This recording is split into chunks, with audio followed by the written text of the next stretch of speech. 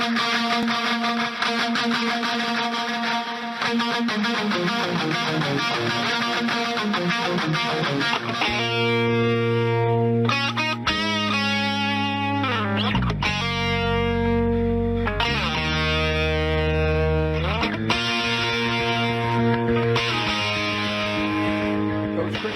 Show brought to you by Stop and Shop Auto Sales on West 1st Street in Sylacauga. 3 wins in a row for Sylacauga. 2 off last year and 1 this year. 69 points against Central Sylacauga County. Good way to start the season. Good morning. Yeah, good morning. Yeah, how about the Aggies? Yeah. We this past Friday we're able to execute a little bit on offense, and one of those games where everybody got to play, and we took our whole group 9th through 12th grade, and it was a good way to start the season. We've been putting in a lot of work, and guys have been getting after it for a long time, and sometimes that build up to the season takes quite a while, and so to be able to start it out with a win, and we scored on 10 out of 10 drives on offense, which is hard to do if you're going up against nobody. I mean, most of the time in practice, if we're going on air, we can't do that. And so some guys stepped up. We played physical. We were able to dominate the line of scrimmage up front on both sides, and that was kind of the big factor in the game. And of course, Central Sylacauga County with Coach Flowers in his first year there, they'll do okay, but Sylacauga is hungry, got the win on Friday night, and this Franklin kid you got's a pretty good-looking quarterback. Yeah, he is a good player, and he came in as a 10th grader last year and played a couple of games when our senior quarterback was injured, and played really, really well. I think he might have even started both the games at the end of the season that we won, or played the majority of them. And so he's a dynamic player, great athlete, really good basketball player. So distributed the ball, he's got good vision. But yeah, Coach Flowers he's doing a great job. The excitement was there. They were excited on their sidelines. There's a good bit of fan support.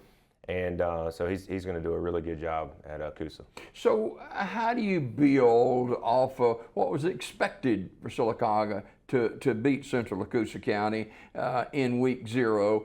You got a little stiffer competition against Montevallo coming in tomorrow night.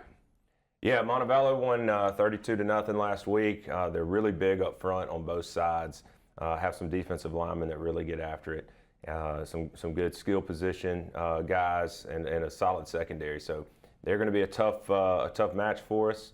And again, it's going to come down to controlling the line of scrimmage. I expect this to be a lower scoring game than last week, and so got to execute. Can't turn the ball over. Those will be the keys of the game. How do you get your kids back down to earth? I know they're excited. A lot of points scored. Everybody played. Mamas and daddies are happy. Grandparents are happy. Coach is happy. But you got to get them back down to earth and get ready for tomorrow night too. Yeah, and I think the last couple of years of where we've been, I think is going to keep us plenty hungry of trying to continue to play really our best ball. Because even you look at that game, and we had way too many penalties. We at times did not tackle very well and contribute part of that to Coosa. They had some good skill players that were making us miss and were hard to tackle.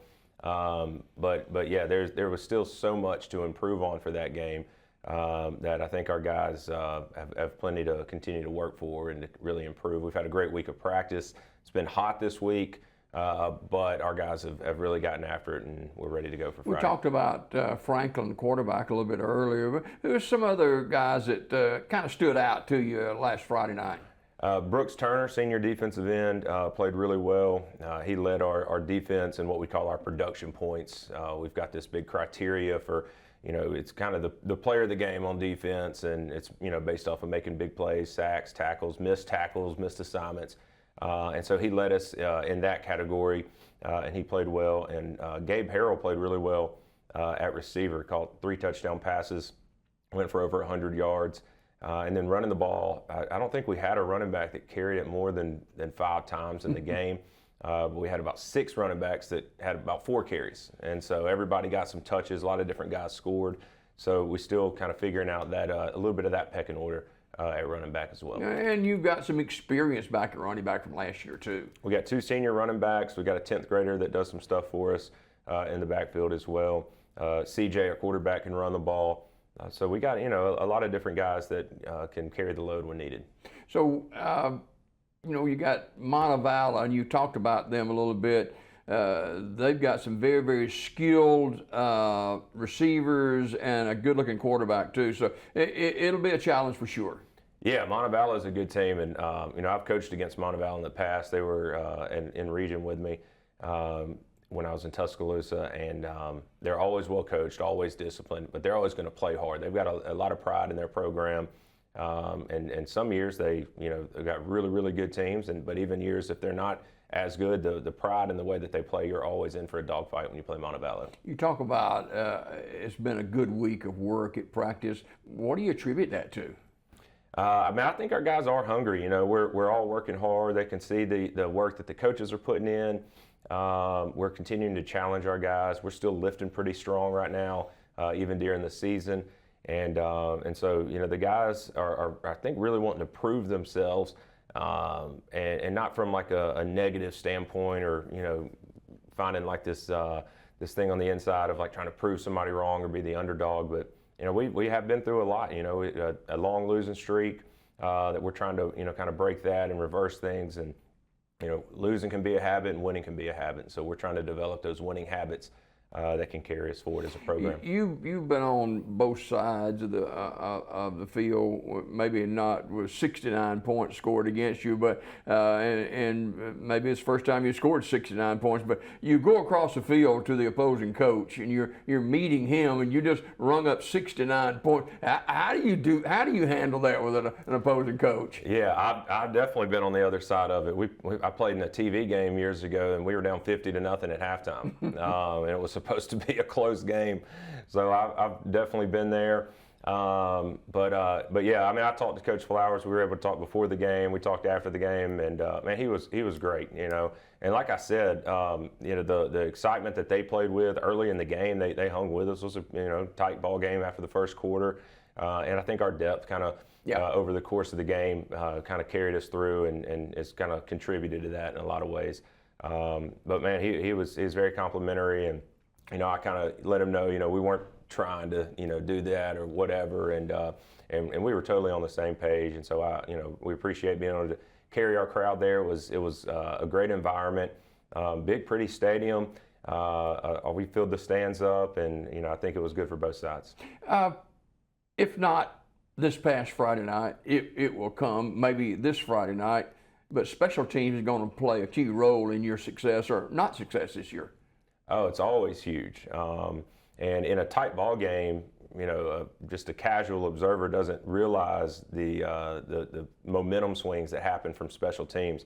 If you're making on a punt or a punt return or a kickoff return, if you're plus 20 yards because you're producing positive things on those types of things, it's making a shorter field. It's giving you a chance to score.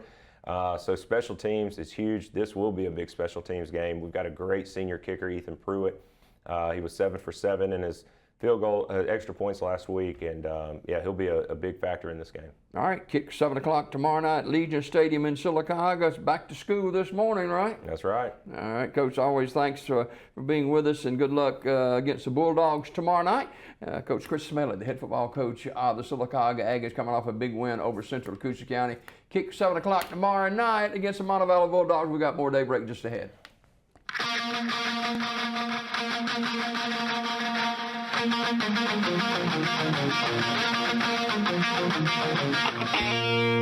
you.